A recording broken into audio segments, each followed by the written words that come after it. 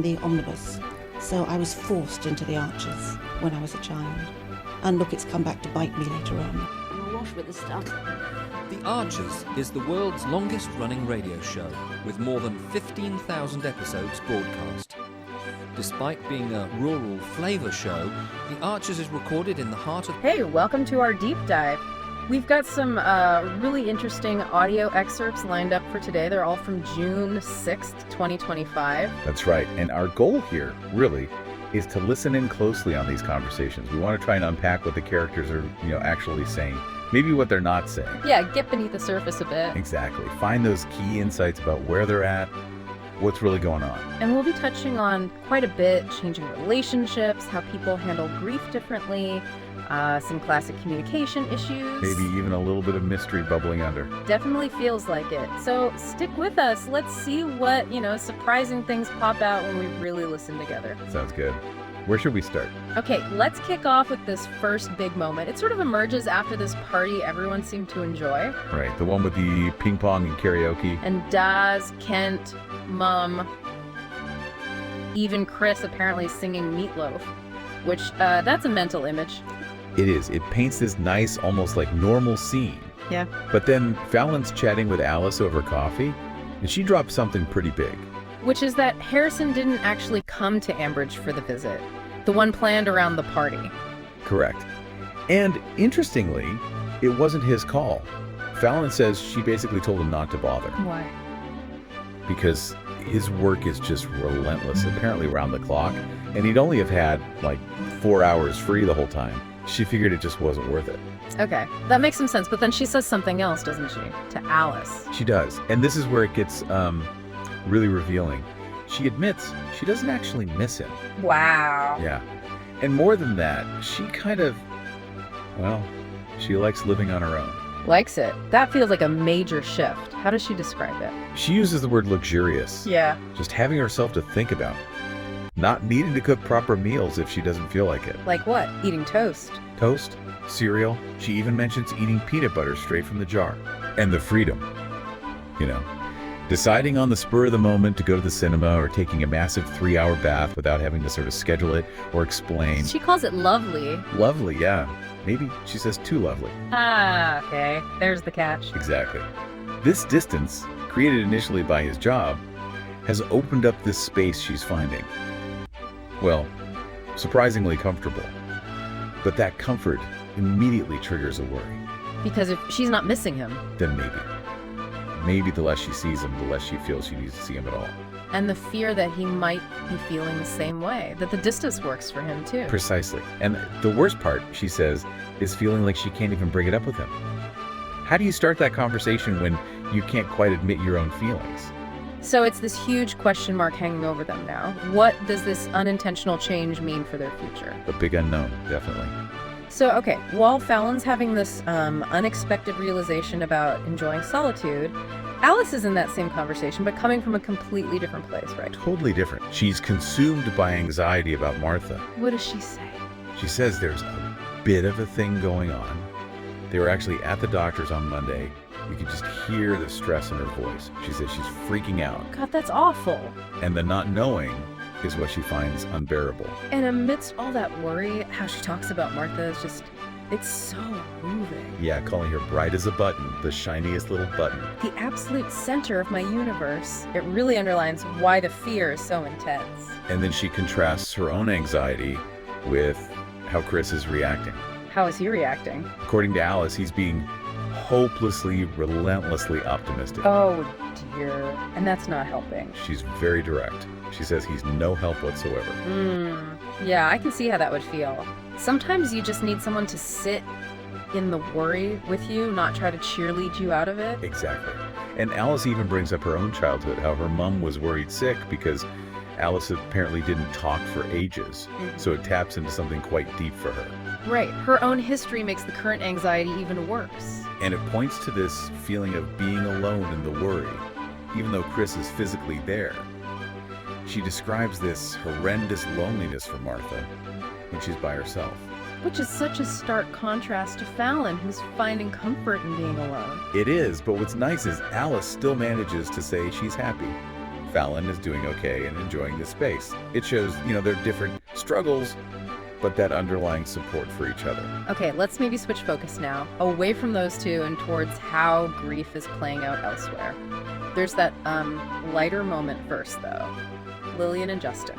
Ah, yes. Yeah. Lillian pushing Justin into the pond. Accidentally, apparently. So she says yes. Yeah. But she was laughing about it. And Cassian really picks up on that laughter. Why was it significant? Because, as he points out, only the week before, Lillian was really struggling with her mom's death. Couldn't even crack a smile. Okay, so the laughter was a sign of progress. Or maybe just a moment's break. I think the latter. Cassian puts it really well. He says, these things come in waves. That laughter is like the sun breaking through, but he also admits he's sort of always braced, always waiting for the next one wave to hit her. That sounds exhausting, trying to support someone like that. It clearly is. And then Cassian turns the lens on himself.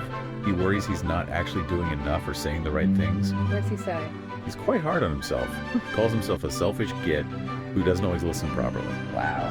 That's quite an admission.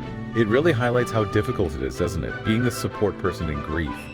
You can feel so inadequate, second-guessing yourself constantly. It shows grief doesn't just affect the bereaved, it ripples outwards. Yeah, definitely. Yeah.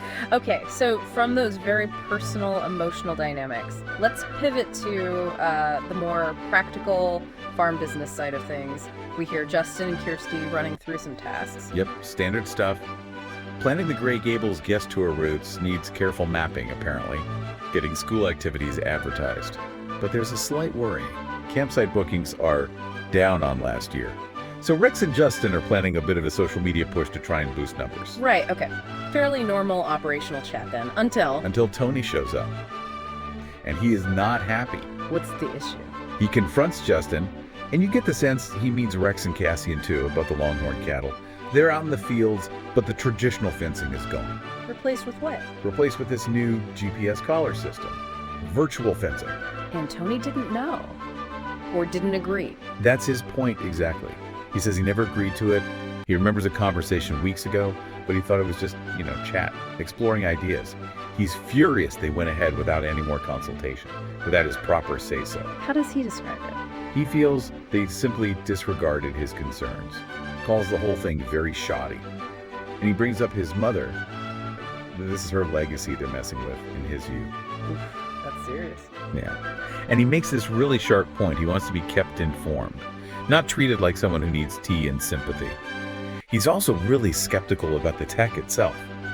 Says it's wonderful until suddenly it isn't. So what's the other side? How do Justin and Cassian respond? They seem genuinely taken aback by his anger.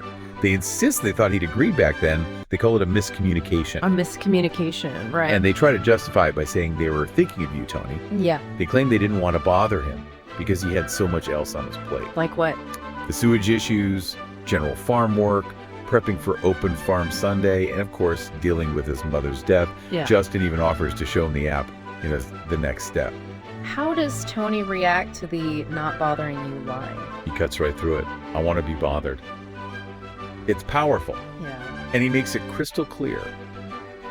Just because he isn't outwardly showing grief like Lillian doesn't mean he isn't feeling his mother's death or doesn't care deeply about the farm's future. Wow. So what starts as a farm management disagreement just blows up into this huge communication breakdown. It's not really about the GPS collars, is it? Not entirely. It's about assumptions, respect, communication, legacy, and how people process grief differently and how others perceive that. It's incredibly layered. And how does it end? Do they resolve it? Not really. There's just this sort of acknowledgement that they have to learn from this, which feels, well, a bit underwhelming after such a raw exchange. Definitely feels like there's more to unpack there later. Okay, let's just quickly touch on that final little hint of something else going on. Back to Justin and Kirsty. Right. Justin asks Kirsty if he can take a specific folder away. Wants to have a good read of it. And Kirsty thinks that's odd. Yeah, she finds it unusual. She even mentions that Lillian had already said to her she suspected Justin was up to something, but Lillian couldn't figure out what. So Kirsty brings this up to Justin. Sort of. And Justin's response is just perfectly cryptic. What does he say? He more or less confirms Lillian's suspicion, saying something like, Lillian is always right. She's like the customer. But then he adds, he'll admit nothing for now. Intriguing. So he is up to something. We just don't know what. Exactly. It leaves you hanging, wondering what's in that folder and what secret plan he might be working on. And didn't he mention something else completely random at the end? Oh yeah. He says he has a goat Jim Connor to organize. Goat Jim Connor? What on earth is that? Your guess is as good as mine. It just adds this final layer of slight weirdness and mystery to whatever Justin's got cooking. Definitely something to keep an eye on. For sure. So when we pull back and look at all these snippets from that one day, June 6th, we've really seen quite a spectrum, haven't we? We really have. You've got Fallon unexpectedly finding comfort in distance. You've got Alice drowning in parental anxiety. Cassian wrestling with how to support Lillian through grief. And that big blow up on the farm showing how easily miscommunication happens, especially when mixed with assumptions about someone's personal life. Yeah, and if you think about how these things connect, how personal feelings, like Fallon's or Tony's grief, directly influence professional interactions or relationships. How the way people communicate or fail to shapes everything. These aren't just, story beats. They feel very real. They really do mirror the complexities we all navigate, understanding ourselves and others. All these characters seem to be grappling with changes, some external, some internal. Their feelings are shifting, sometimes in ways they didn't even intend. Which leads to maybe a final thought for you, the listener, to mull over. How often do our own feelings, or maybe our needs in a situation, shift without us consciously deciding it? Like Fallon finding she enjoys being alone, or Tony processing his grief in a way others didn't expect. And following on from that, how vital is intentional communication actually talking about these shifts to manage them properly, before they turn into misunderstandings or create real distance like we saw threatening to happen between Tony and Justin? It's something worth thinking about. So, what are you doing now? Just getting ready for the next episode. Just And, moving mics around. So, what do you do? I do the spot effects on the archers. Are you what we call Foley then? Kind of. Yep. Okay. And these are all part of the paraphernalia production. Yep. That's the ball bar. This one. Yep, Haley so wanted to be in their own place when their baby came in. Due in 2 months. Not much chance of that now. I mean, it would have been a stretch for him for him actually, mind, but I just wish there was something practical I could do to help him get along. I think The Archers has had this immense popularity over the years, basically because it has always very accurately reflected the reality of life and living in a rural community at whatever